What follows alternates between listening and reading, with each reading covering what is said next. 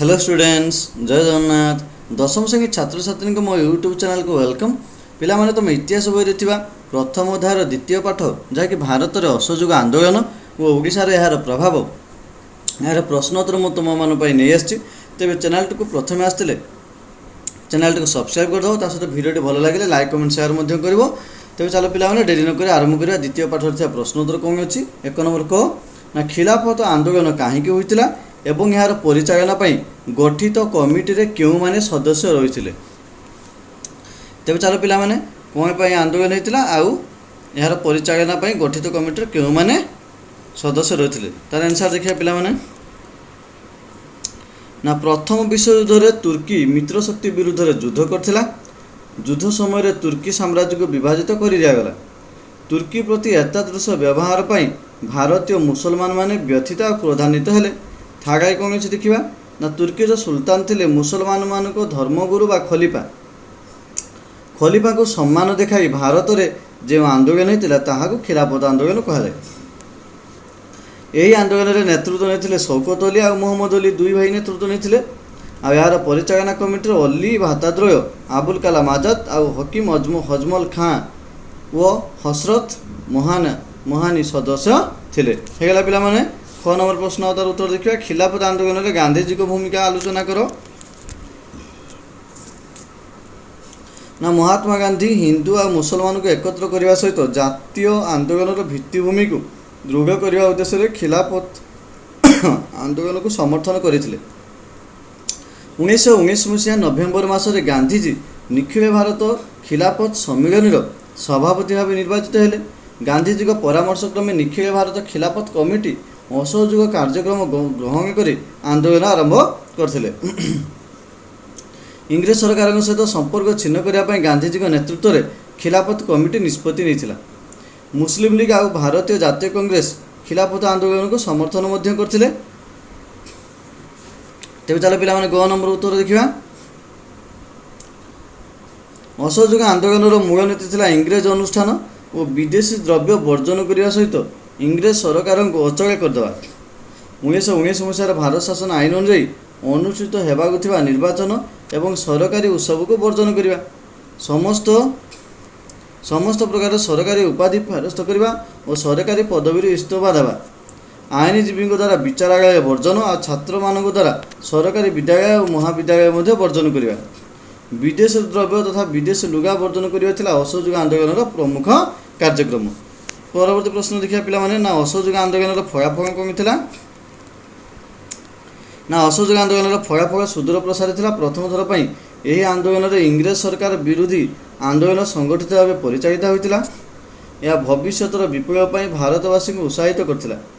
प्रथम थर पर कांग्रेस आंदोलन जन आंदोलन गण आंदोलन परिणत हो पार्थिला।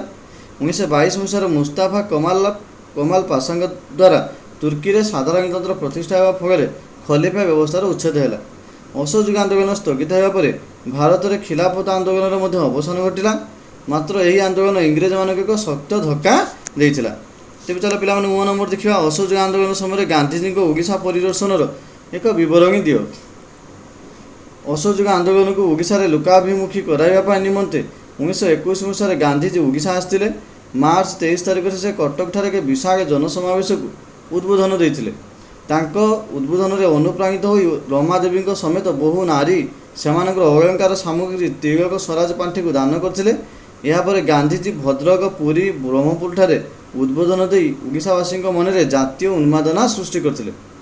खदीर व्यवहार हो चरखार प्रचलन हो आउ स्वदेशी द्रव्य प्रति जमी आग्रह हो पार से प्रति गुरुत्व देते।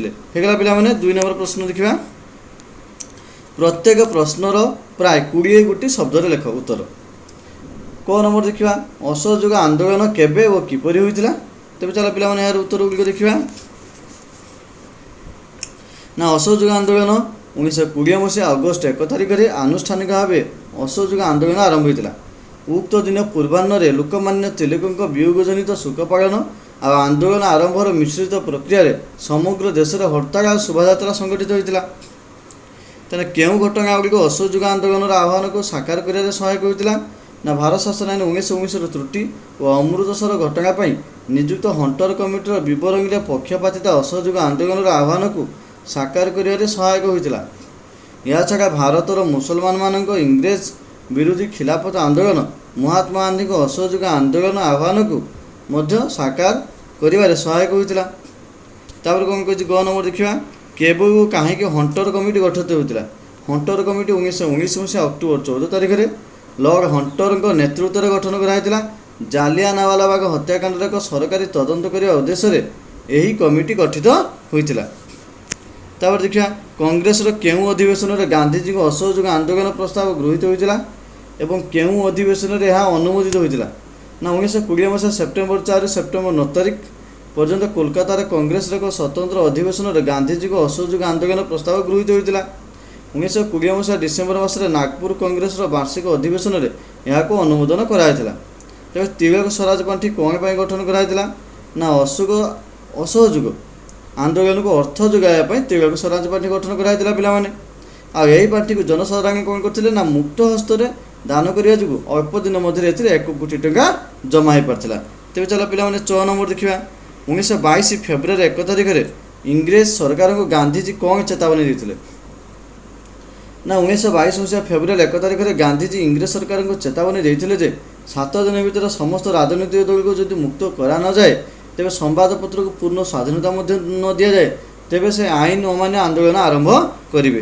ତେବେ ମହାତ୍ମା ଗାନ୍ଧୀ କେଉଁ କାରଣ ପାଇଁ ଅସହଯୋଗ ଆନ୍ଦୋଳନ ସ୍ଥଗିତ ରଖିଲେ।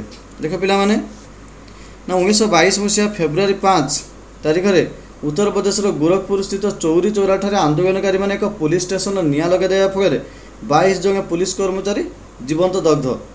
ଏହି ହିଂସାତ୍ମକ ଘଟଣାରେ ଗାନ୍ଧୀଜୀ ବ୍ୟଥିତ ହେଲେ ଓ ଅନୁଭବ କଲେ ଯେ ଭାରତୀୟମାନେ ଅହିଂସା ଉପରେ ଆନ୍ଦୋଳନ ପାଇଁ ସମ୍ପୂର୍ଣ୍ଣ ରୂପେ ପ୍ରସ୍ତୁତ ହୋଇନାହାନ୍ତି। ସେଥିପାଇଁ ସେ ଏହି ଅସହଯୋଗ ଆନ୍ଦୋଳନକୁ ସ୍ଥଗିତ ରଖିଲେ। ତାପରେ ଜ ନମ୍ବରଟା ଦେଖିବା, ନାଗପୁର କଂଗ୍ରେସ ଅଧିବେଶନ କେବେ ଅନୁଷ୍ଠିତ ହୋଇଥିଲା ଏବଂ ସେଠାରେ କେତେ ଜଣ ଓଡ଼ିଶାର ପ୍ରତିନିଧିତ୍ୱ କରିଥିଲେ। ନା 1920 ମସିହାରେ ଡିସେମ୍ବର ମାସରେ ନାଗପୁର କଂଗ୍ରେସ ଅଧିବେଶନ ଅନୁଷ୍ଠିତ ହୋଇଥିଲା। ସେଠାରେ ଓଡ଼ିଶାର 35 ଜଣ ପ୍ରତିନିଧିତ୍ୱ କରିଥିଲେ। ତେବେ ଚାଲ ପିଲାମାନେ 6 ନମ୍ବର ଦେଖିବା, ନା ଗୋପବନ୍ଧୁ ଦାସ କେଉଁଠାରେ ଆଉ କ'ଣ ପାଇଁ ସତ୍ୟବାଦୀ ବନ ବିଦ୍ୟାଳୟ ପ୍ରତିଷ୍ଠା କରିଥିଲେ। ନା ଗୋପବନ୍ଧୁ ଦାସ ସାକ୍ଷୀଗୋପାଳଠାରେ ସତ୍ୟବାଦୀ ବନ ବିଦ୍ୟାଳୟ ପ୍ରତିଷ୍ଠା କରିଥିଲେ।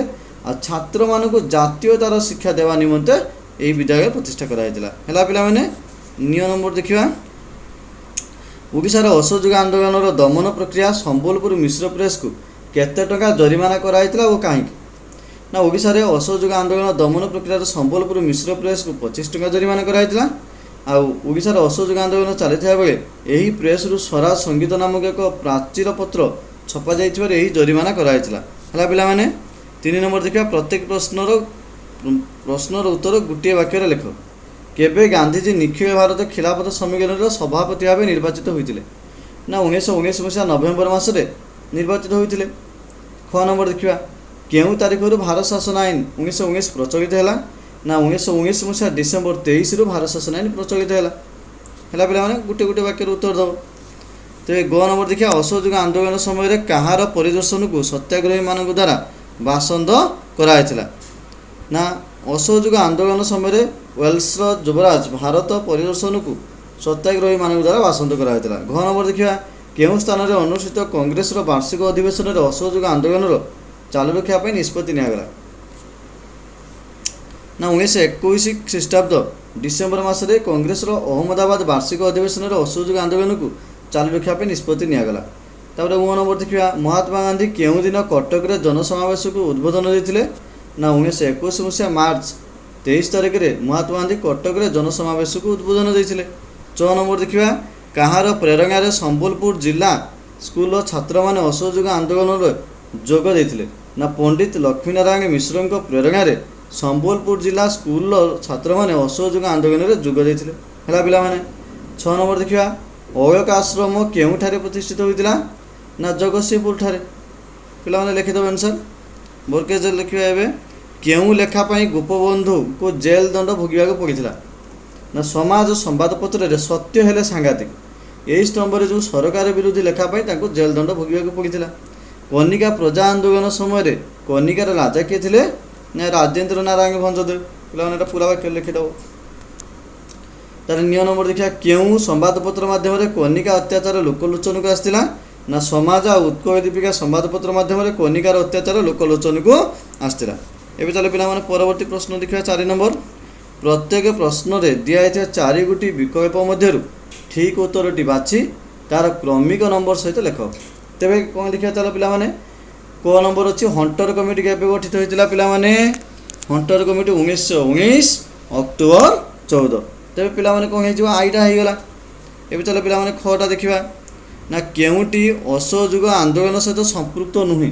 ଅପସନ୍ ଗୁଡ଼ିକ ଦେଖିନେବା। ବିଦେଶୀ ଭାଷା ବର୍ଜନ, ସରକାରୀ ଶିକ୍ଷାନୁଷ୍ଠାନ ବର୍ଜନ, ନିର୍ବାଚନ ବର୍ଜନ, ଅସ୍ପୃଶ୍ୟତା ନିବାରଣ। ତେବେ ଏହାର ସଠିକ୍ ଉତ୍ତର କ'ଣ ହେଇଯିବ? ନା ବିଦେଶୀ ଭାଷା ବର୍ଜନ, ସେ ଅପସନ୍ ଆଇ ହେଇଗଲା। ପିଲାମାନେ ଗ ନମ୍ବର ଦେଖିବା। କେଉଁଠାରେ କଂଗ୍ରେସ କାର୍ଯ୍ୟକାରିଣୀ କମିଟି ଅସହଯୋଗ ଆନ୍ଦୋଳନ ସ୍ଥଗିତ ଘୋଷଣା ଅନୁମୋଦନ କରିଥିଲା? ତେବେ ଅପସନ୍ ଗୁଡ଼ିକ ଚେକ୍ କରିଦେବା। ଆଲାହାବାଦ, ବରଦୋଳି, ଗୋରଖପୁର, ନାଗପୁର। ତେବେ ଏହାର ସଠିକ୍ ଉତ୍ତର କ'ଣ ହେଇଯିବ? ନା ବରଦୋଳି, ଅପସନ୍ 2 ହେଇଗଲା। ପିଲାମାନେ ଘ ନମ୍ବର ଦେଖିବା। କିଏ ଓଡ଼ିଶା ପ୍ରାଦେଶିକ କଂଗ୍ରେସ କମିଟିର ପ୍ରଥମ ସଭାପତି ଥିଲେ? ତାହେଲେ ଘ ନମ୍ବରଟା କ'ଣ ହେଇଯିବ? ନା ଗୋପବନ୍ଧୁ ଦାସ, ଅପସନ୍ 2। ଏବେ ମୋ ନମ୍ବର ଦେଖିବା ପିଲାମାନେ। କେଉଁ ଅନୁଷ୍ଠାନ ସ୍ୱରାଜ ସମାଚାର ପତ୍ରିକା ପ୍ରକାଶ କରିଥିଲା? ନା ଅପସନ୍ ଗୁଡ଼ିକ ଦେଖିନେବା। ସ୍ୱରାଜ ଆଶ୍ରମ, ସ୍ୱରାଜ ସେବକ ସଂଘ, ସ୍ୱରାଜ ମନ୍ଦିର, ଉତ୍କଳ ସ୍ୱରାଜ୍ୟ ଶିକ୍ଷା ପରିଷଦ। ତେବେ ଏହାର ସଠିକ୍ ଉତ୍ତର କ'ଣ ହେଇଯିବ? ନା ସ୍ୱରାଜ ମନ୍ଦିର।